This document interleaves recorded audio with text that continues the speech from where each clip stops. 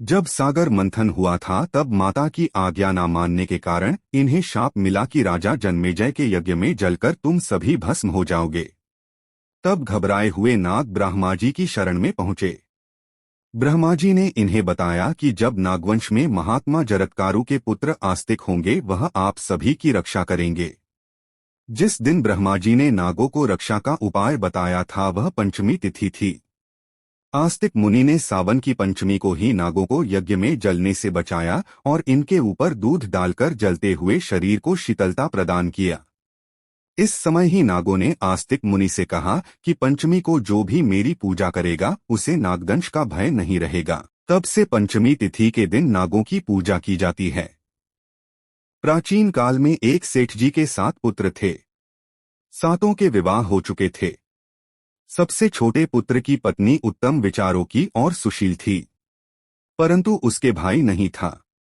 एक दिन बड़ी बहू ने घर लीपने को पीली मिट्टी लाने के लिए सभी बहुओं को साथ चलने को कहा तो सभी डलिया, खर और मूंज की बनी छोटी आकार की टोकरी और खुरपी लेकर मिट्टी खोदने लगी।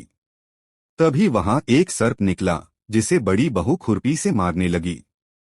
यह देखकर छोटी बहू ने उसे रोकते हुए कहा, मत मारो इसे, यह बेचारा निरपराध है।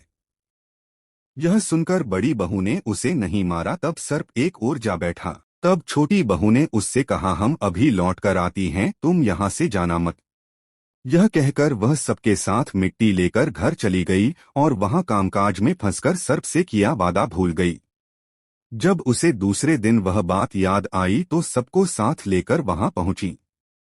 सर्प को उस स्थान पर बैठा देखकर बोली, सर्प भैया नमस्कार। सर्प ने कहा, तू भैया कह चुकी है इसलिए तुझे छोड़ देता हूँ, नहीं तो झूठी बात कहने के कारण तुझे अभी डस लेता।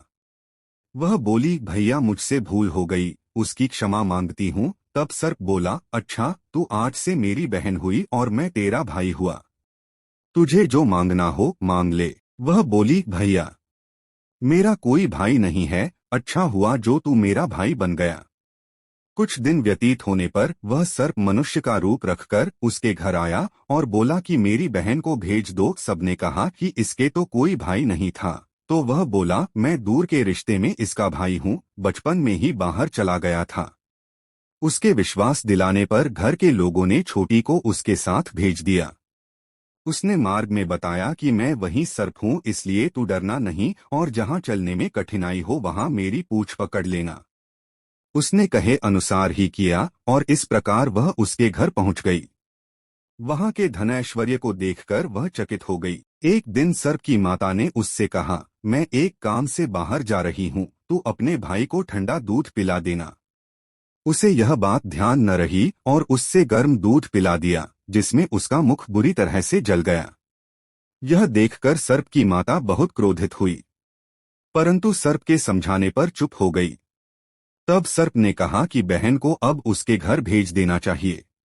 तब सर्प और उसके पिता ने उसे बहुत सा सोना, चांदी, जवाहरात, वस्त्रभूषण आदि देकर उसके घर पहुंचा दिया। इतना ढेर सारा धन देखकर बड़ी बहू ने ईर्ष्या से कहा, भाई तो बड़ा धनवान है, तुझे तो उससे और भी धन लाना चाहिए।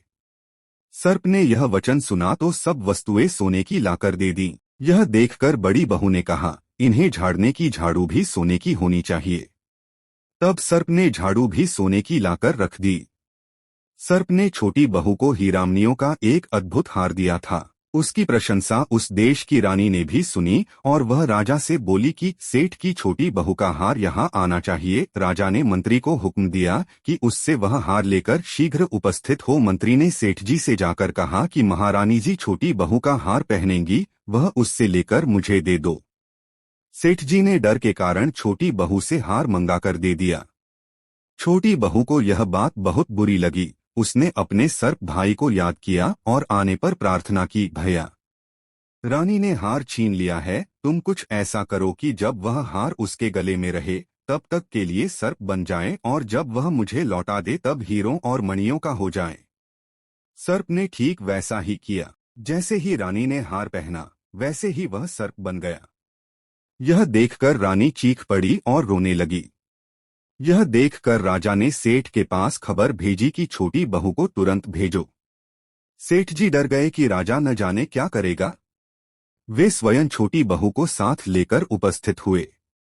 राजा ने छोटी बहू से पूछा, तूने क्या जादू किया है, मैं तुझे दंड दूंगा। छोटी बहू बोली, राजन, धृष्टता क्षमा कीजिए, यह हार ही ऐसा है कि मेरे गले में हीरों और मणियों का रहता है और दूसरे के गले में सर्प बन जाता है। यह सुनकर राजा ने वह सर्प बना हार उसे देकर कहा, अभी पहनकर दिखाओ।